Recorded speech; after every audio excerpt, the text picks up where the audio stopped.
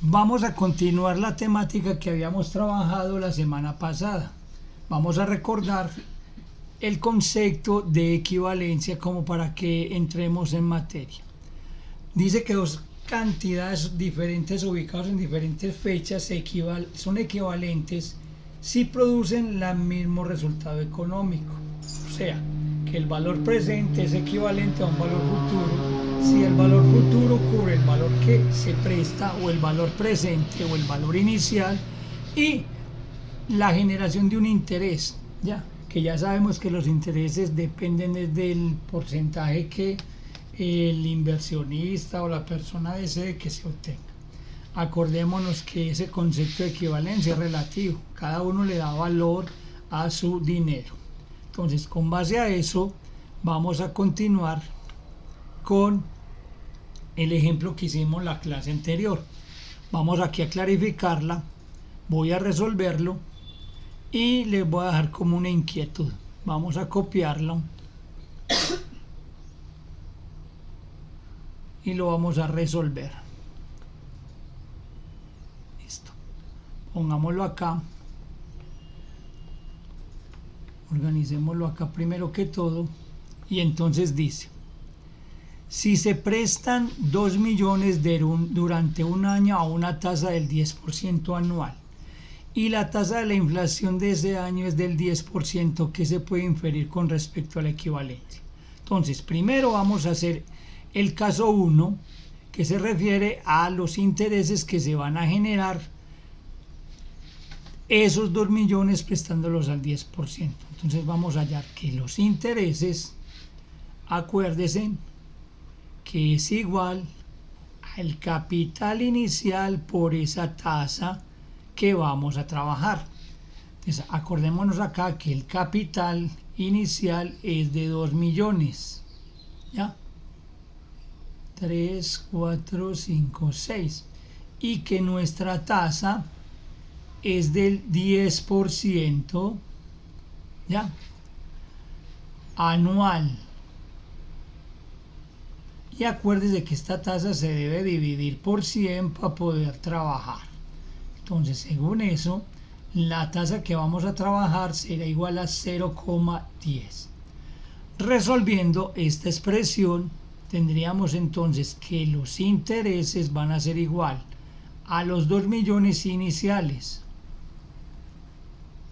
o sea, el capital inicial, por la tasa que es de 0,10%. O sea, que acá tenemos que los intereses van a ser, multiplicando 2 millones por 0,10 nos daría 200.000. ¿Ya? Estos serían los intereses. Entonces, para mirar la equivalencia, en este caso yo debo mirar el valor presente con el valor futuro. O sea, que para mí el valor futuro resulta de sumar el capital inicial más esos intereses que me generó esa plata. En este caso particular, el valor futuro será igual al capital inicial, que son 2 millones, más los intereses, que fueron 200.000 pesos.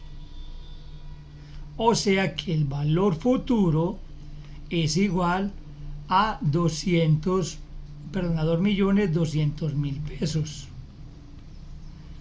Listo. Entonces, según lo que nos preguntan allá, dice se prestan 2 millones durante un año, una tasa del 10% anual. Entonces, aquí miramos que sí hay equivalencia. ¿Por qué?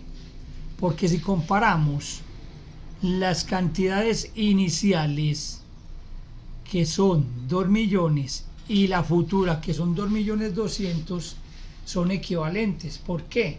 Porque se cumple el concepto de equivalencia, que dice que entre el capital inicial y el futuro debe haber una diferencia. ¿En qué sentido? De que se debe ganar alguna rentabilidad, que para este caso particular sería el 10%. Vamos a compararlo con lo que nos dicen acá. Hay que tener presente que aquí nos dice si la tasa de inflación de ese año es del 10%. Entonces vamos a ver qué pasaría. Entonces, si yo tengo la tasa de inflación, vamos a por ahí que quedó muy feo esto, tasa de inflación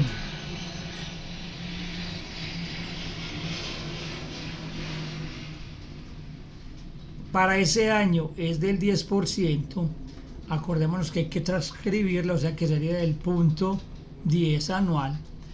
Vamos a resolver la misma operación. Si resolvemos la misma operación, o sea, ¿qué genera?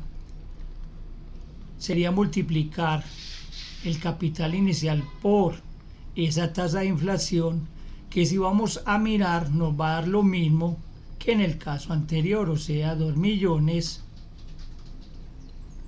por el punto 10 nos va a generar 200.000. O sea que ese valor futuro con esa inflación sería de 2.200.000.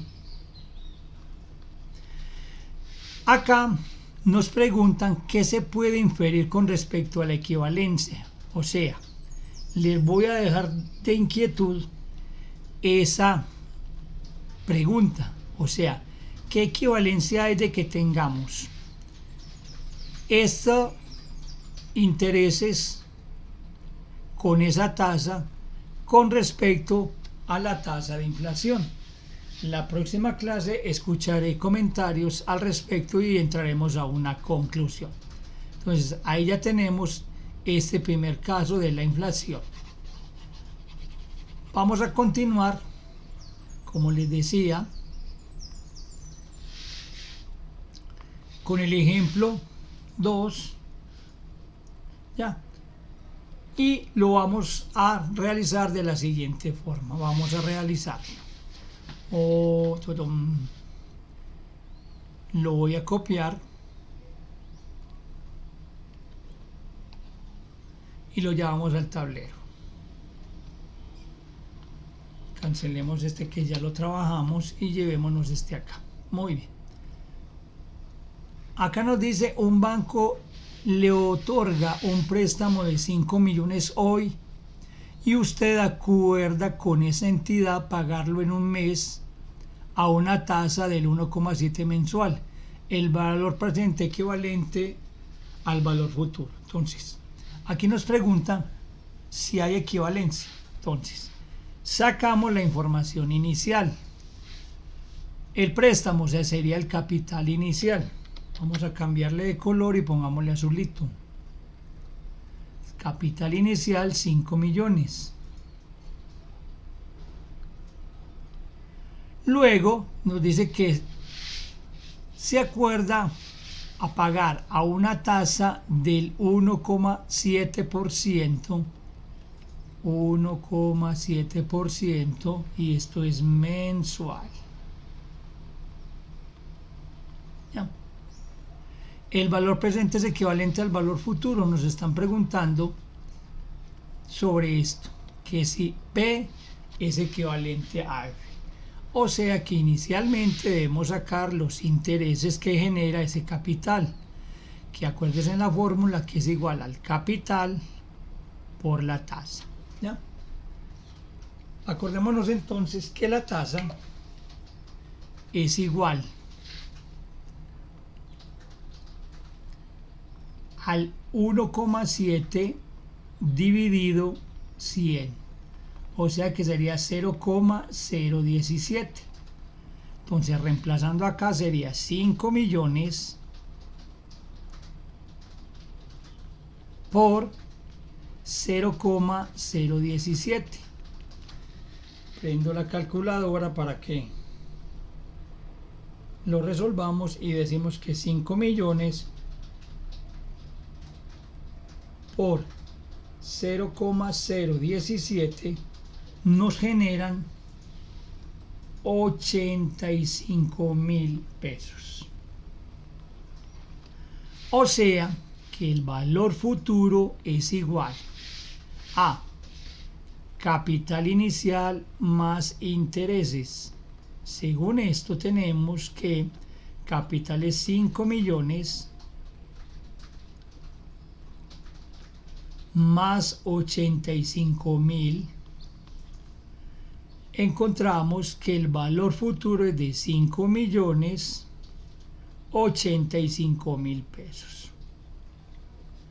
Ahora, nos preguntan que si el valor presente es equivalente al valor futuro. Según el concepto que dijimos, sí es. ¿Por qué? Porque miremos que no son las mismas cantidades, o sea que la cantidad inicial, que es 5 millones, y la cantidad final es 5.085.000, genera una rentabilidad. Que sea buena o mala, eso ya depende de la persona que haga ese préstamo o esa persona que quiera recibir esos intereses, como lo habíamos dicho en la teoría, que eso es subjetivo dependiendo de la persona cuánto quiere generar en sus, digamos así, en sus intereses. ¿Listo? Sería un segundo ejemplo. Este tercer ejemplo lo vamos a desarrollar en clase, no lo vamos a mirar hoy, para que lo miremos luego. Vemos la simbología que vamos a manejar. Cuando veamos la P vamos a hablar de valor presente o la suma presente del dinero. La F será suma o futuro del dinero. La A, ya, suma de dinero periódica o igual, o sea, es como la cuota igual mensual, trimestral, semestral, dependiendo de lo que se esté trabajando. Tenemos la I mayúscula, que son los intereses. Hay que diferenciarla de la I minúscula, que es la tasa, o sea, la que se maneja con un porcentaje. N, que es el número de periodos de interés, y G, variación de una cuota con respecto a los anteriores, o sea, esto es cuando no son cuotas fijas sino variables, o sea que cada periodo se paga diferente cuota. Entonces inicialmente solo necesitamos presente, futuro, interés, tasa de interés. Más adelante trabajaremos más que todo periodo. Para terminar el tema y no dejarlo y podamos luego trabajar, digamos, una actividad y una evaluación para el parcial, vamos a mirar este tema que es corto, que era lo que se iba a ver hoy en clase. Flujo de caja. ¿Qué es el flujo de caja? Dice que todas las operaciones financieras se caracterizan siempre por tener ingresos y egresos, dependiendo de la persona.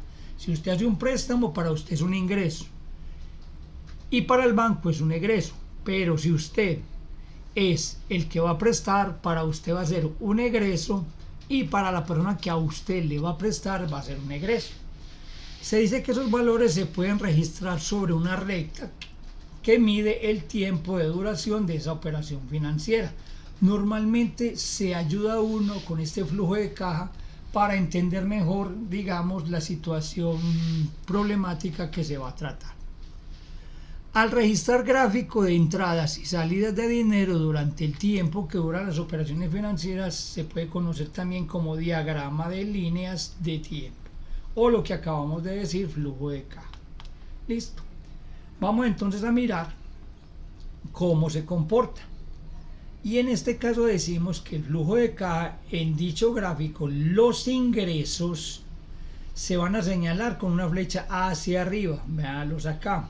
Siempre los ingresos. Y los egresos con una flecha hacia abajo. Miremoslos acá. Ojo. Acá en el momento de construirlo hay que tener en cuenta quién es la persona que presta o quién es la persona que solicita el préstamo, para poder saber, por ejemplo, si yo voy a prestar, para mí esa plata que me va a llegar no va a ser un ingreso porque me va a llegar. Para el banco va a ser un egreso, o sea, va a salir. Digámoslo presente. Para el banco sería esto. Vamos a ponerlo de un colorcito más para que se vea. O sea, para uno que va a prestar, le va a llegar plata, o sea que va a ser un ingreso. Pero si lo vamos a mirar para el banco la va a sacar, o sea que para el banco sería que un egreso. ¿Ya? Ahorita con un ejemplo lo vamos a entender mejor. Y el otro caso es, acá el egreso. ¿Qué quiere decir? Que cuando yo termine el periodo, yo fui que hice el préstamo y yo termine el periodo al cual fijé para pagar la deuda, para mí va a ser un egreso porque tengo que sacarlo de mi bolsillo, ¿ya? Y para el banco sería ¿qué? un ingreso porque le va a ingresar esa plata, o sea, le va a entrar. Teniendo ya claridad de esto, vamos a hacer un ejemplo sencillo para que entendamos mejor ese concepto. Dice el ejemplo, llevémonoslo para